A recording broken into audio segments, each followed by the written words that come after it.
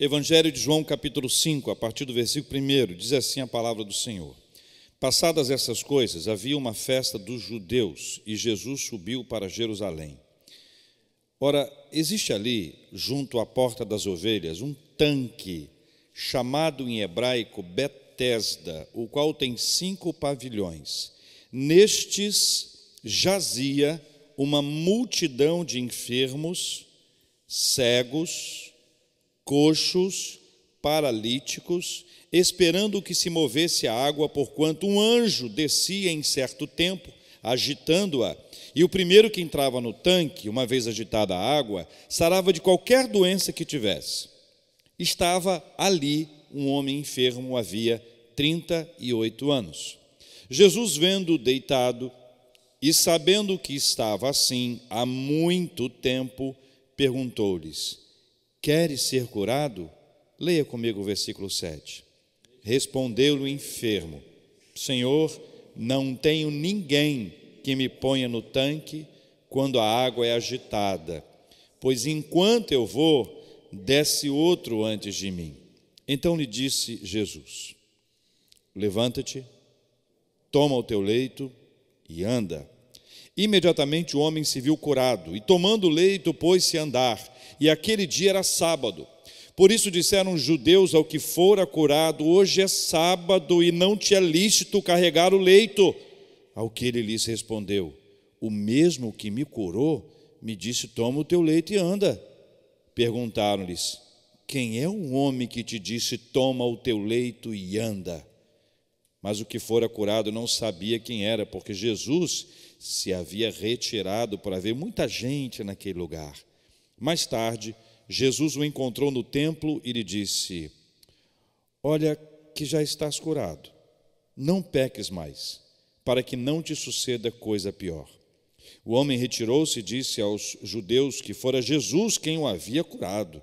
E os judeus perseguiam Jesus porque fazia estas coisas no sábado. Mas ele lhes disse: meu pai trabalha até agora e eu trabalho também. Por isso, pois, os judeus ainda mais procuravam matá-lo, porque não somente violava o sábado, mas também dizia que Deus era seu próprio Pai, fazendo-se igual a Deus. Volte seus olhos mais uma vez para o 7º versículo desse capítulo 5. Respondeu o enfermo: Senhor, eu não tenho ninguém que me ponha no tanque quando a água é agitada, pois enquanto eu vou, desce outro antes de mim. Dentre outros assuntos que esse texto trata, ele nos ensina sobre limites e não limites, fala sobre limitados e ilimitados. Nós aprendemos nesse texto bíblico que há limite para todas as coisas e há limite para o ser humano. Nós aprendemos que para Deus não há absolutamente limite algum, que Deus pode realizar todas as coisas. Há textos na Bíblia que nos ensinam que para Deus não existem impossíveis, que Ele tem poder para realizar qualquer coisa. Jesus manifesta essa sua palavra nesse texto que para nós fica muito claro. Mas a frase que eu quero destacar, quando ele começa a sua resposta a Jesus, ele diz: Senhor, eu não tenho ninguém. Eu não tenho ninguém. O convívio com a limitação, ele pode ser angustiante, mas pior ainda é não conviver com ele, ou não compreender a sua existência, ou não assimilar que a gente pode ter uma vida com limites, ou que a gente tenha algum tipo de obstáculo, barreira que nós não conseguimos alcançar e avançar. Esse texto nos ajuda a entender que desprezar isso é ainda pior, O tempo impõe limites, mas quem limita o tempo? Não deu tempo, não dará tempo, o tempo acabou.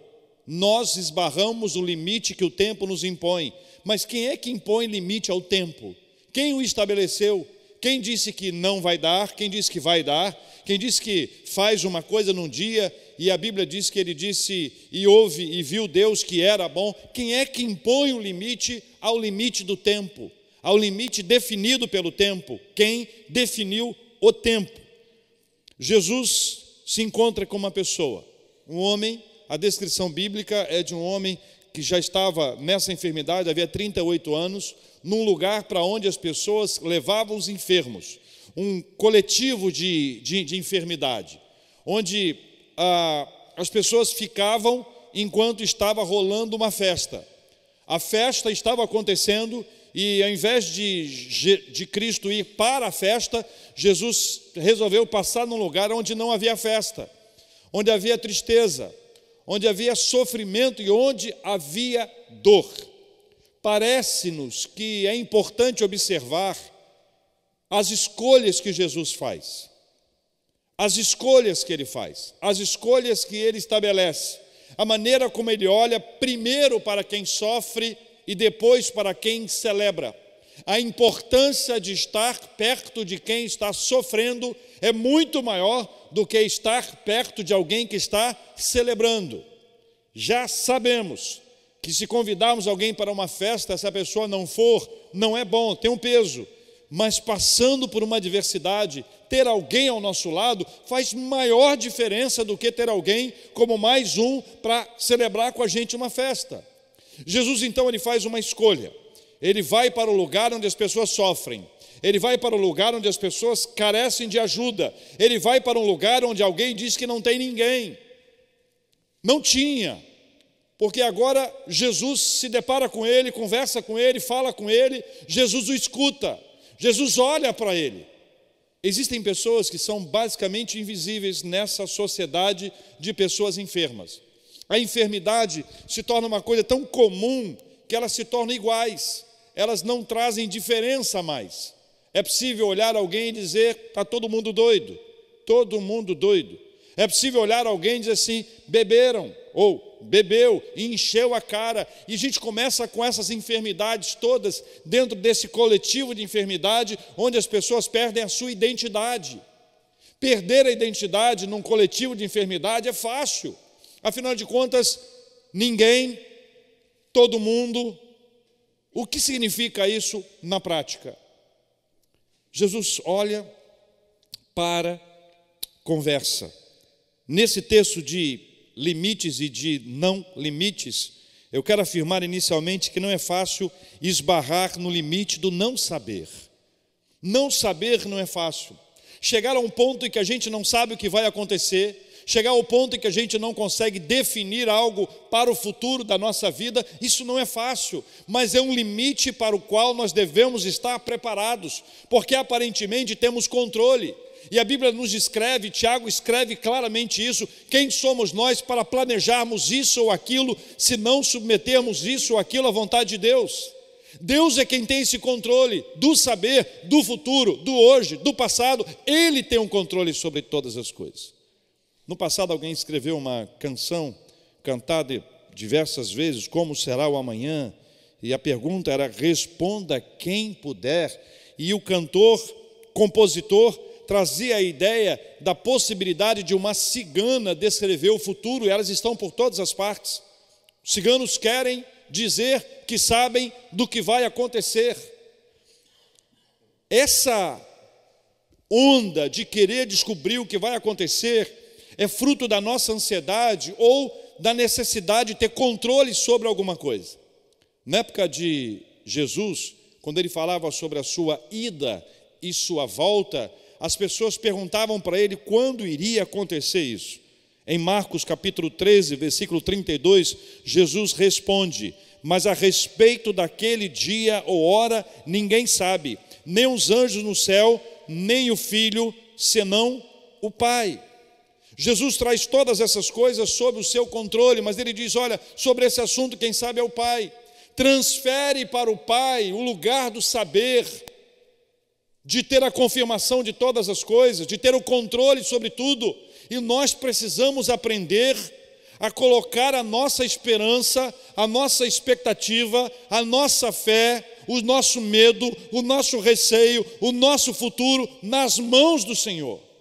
Cada dia que passa, enquanto nós não nos depararmos com a limitação do nosso saber, achamos que sabemos, mas no fundo nada sabemos. Esse texto me ajuda a entender que existe um limite para o nosso saber e eu preciso me encontrar com ele. Somos limitados no saber, mas sabemos que Deus sabe tudo. Uma outra mensagem, lição prática: não é fácil esbarrar no limite das nossas forças. Não é fácil esbarrar no limite das nossas forças. Há um hino do nosso inário, Novo Cântico, hino 49, sempre vencendo, que na parte do coro diz assim: não é dos fortes a vitória, nem dos que correm melhor, mas dos fiéis e sinceros que seguem junto ao Senhor. Nós somos limitados quanto à nossa força, mas por algum motivo, aparentemente, há em nós, ainda que depois de levantar e cair tantas vezes, de sermos esmurrados pela vida, ainda assim acreditamos que temos forças em nós para vencer.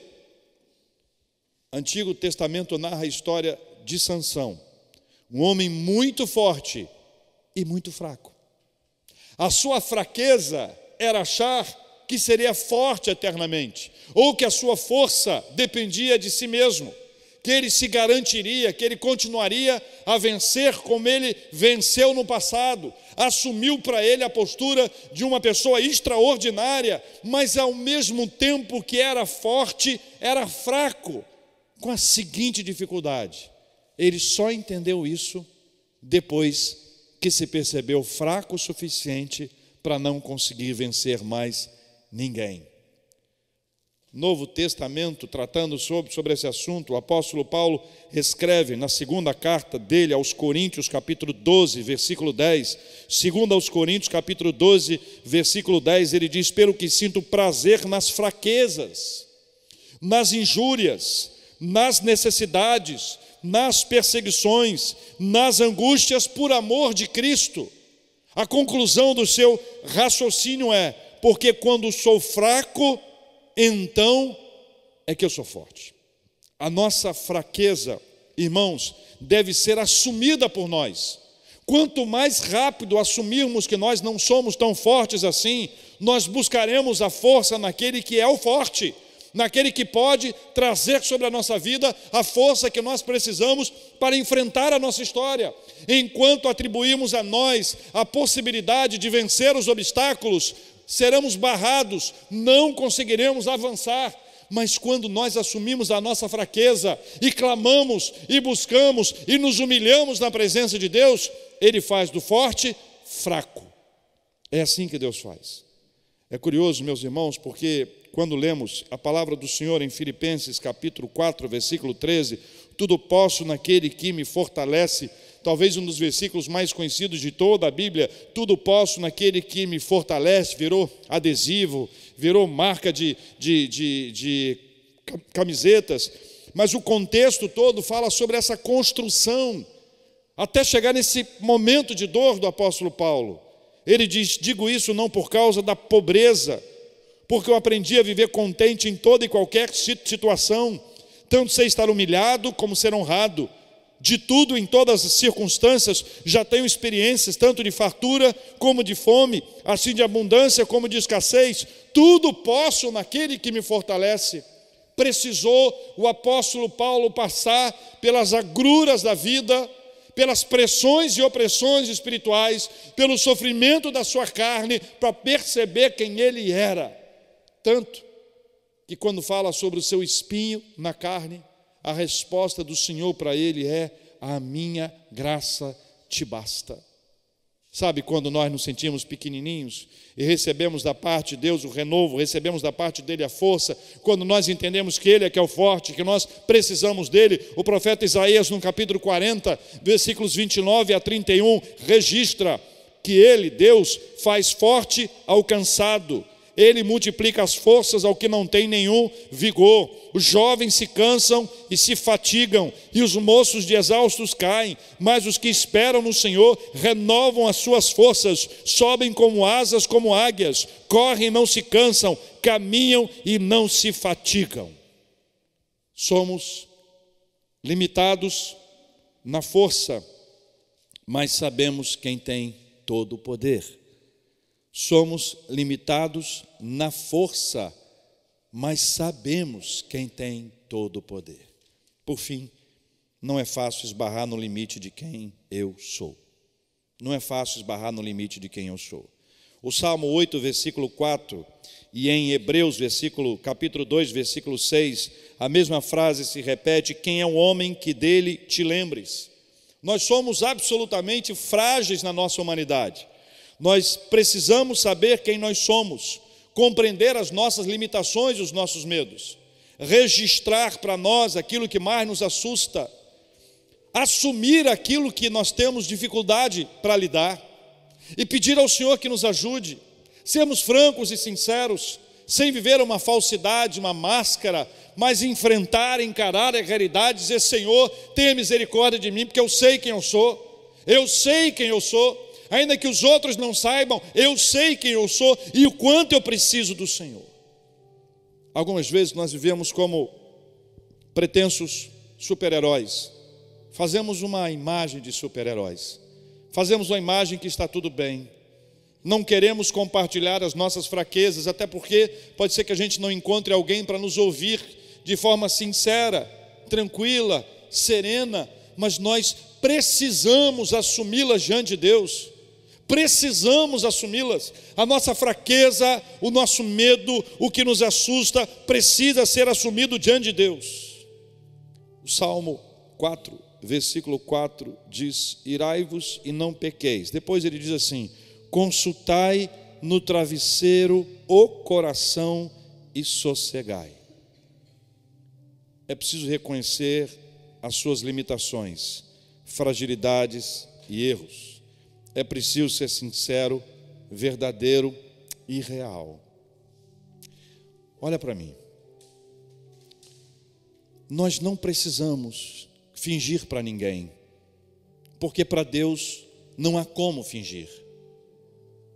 Nós podemos até querer que outros não saibam, não nos vejam como nós somos, mas nós precisamos encarar isso, porque mais perto do Senhor, assumindo as nossas dificuldades, nós vamos ser abençoados pelo Senhor e Ele há de nos fortalecer. Quando nós estivermos fracos, Ele vai nos levantar e vai nos colocar de pé. E quando nós passarmos pelas agruras, pelas tribulações, adversidades, nós vamos olhar para trás e dizer: não sei como eu consegui passar por aquilo. Que seja a voz de Deus a te dizer: eu estava ao seu lado e te dei a vitória. Eu quero terminar com uma reflexão. Eu não sou quem eu gostaria de ser. Também não sou quem eu aparento ser. Se você soubesse quem eu sou, talvez não gostasse de mim. Por isso eu faço de tudo para que você não me descubra. Essa reflexão, ela nos deixa longe da solução. Ao me encontrar com o espelho e descobrir quem eu sou, eu fico fascinado com uma coisa que eu considero extraordinária, meu irmão. Extraordinária, minha irmã. Sabe por quê? Porque quando eu me olho no espelho, eu vejo quem eu sou, e eu vejo que a minha fragilidade, a minha fraqueza está diante de mim, mas eu também vejo que aquele que me vê como eu sou, apesar de mim, me amou e continua a me amar. Aquele que sabe quem é você, quem sou eu, que apesar de nós, apesar dos nossos erros, apesar daquilo que se passa na nossa mente, apesar daquilo que a gente faz sem que outros vejam, apesar de todas essas coisas, Ele continua a nos olhar, a nos dar um amor, a se entregar por nós, a nos trazer para perto dEle, e não há amor mais extraordinário que esse, é o amor incondicional de Deus. E quando esse amor incondicional se revela diante de mim, não há como continuar a viver como se nada tivesse acontecido. Deus sabe quem nós somos, como estamos. Deus sabe e ainda assim nos ama. Vamos orar, meus irmãos, porque somos limitados, mas sabemos que Deus é ilimitado. No caminho da nossa limitação, nós nos encontramos ou fomos encontrados com o ilimitado. Não é fácil esbarrar no limite do não saber, no limite das nossas forças, não é fácil esbarrar no limite de quem eu sou. Paizinho, conhecendo o coração da gente, e a gente, como só o Senhor conhece, nós pedimos misericórdia. Misericórdia. Em nome de Jesus. Pai, eu oro por aqueles que se sentem fortes, que se julgam fortes. A tua palavra diz: aquele que pensa que está em pé, veja que não caia. Não há força espiritual que não venha do Senhor. E quem está perto do Senhor conhece a sua fraqueza, mas ao mesmo tempo conhece aquele que é forte e poderoso para nos levantar e nos colocar de pé. Senhor Deus, nós oramos por aqueles que percebem as suas limitações quanto ao saber. E o saber é difícil, porque se eu não sei, me bate a ansiedade, a inquietação. Mas ao saber que o Senhor sabe, isso deve trazer para o meu coração a tranquilidade, como Jesus ensinou, que os gentios é que se preocupam com as coisas que eles não podem produzir, porque eles acreditam que eles as produzirão. Nós sabemos que o Senhor é quem veste os lírios do campo, como nem Salomão em toda a sua glória pôde se vestir. É o Senhor quem traz para nós o alimento do dia a dia. É o Senhor quem promove a cura, é o Senhor quem nos dá a saída, é o Senhor quem abre a alternativa, é o Senhor quem abre as portas, é o Senhor quem fecha as portas. Nós confiamos no Senhor e ao Senhor nós clamamos em nome de Jesus. Pai, e quando a gente se encontra com a gente se vê como a gente é de verdade, é incrível saber que apesar disso, o Senhor ainda nos ama. E o Senhor nos amou antes da fundação do mundo, antes da nossa existência, já nos amou sabendo de todas essas coisas, e esse amor nos constrange, porque esse amor nos atrai à presença do Senhor, esse amor tão grande, transformador, que apesar de tudo, Senhor, eu quero te agradecer porque Jesus preferiu estar com os enfermos do que na festa. Porque entre tantas pessoas, o Senhor Jesus escolheu conversar com aquele que não tinha ninguém. E aquele que não tinha ninguém, sem saber quem era o Senhor Jesus, foi curado, porque Jesus olhou para ele, conversou com ele, deu a ordem para que a enfermidade fosse embora. E ele levantou, tomou o seu leito e andou. E andou, e andou, e andou. Louvado seja o nome do Senhor, Pai. Levanta-nos, Deus, porque nós não estamos sozinhos, nós não somos daqueles que não tem ninguém. Para o Senhor nós somos alguém, temos nome e sobrenome, temos uma história que o Senhor conhece bem. Para o Senhor nós somos amados, preciosos, separados pelo Senhor. E por causa do Senhor nós estamos aqui e queremos andar na tua presença. Levanta-nos, levanta-nos, levanta-nos, em nome de Jesus. Amém, Senhor.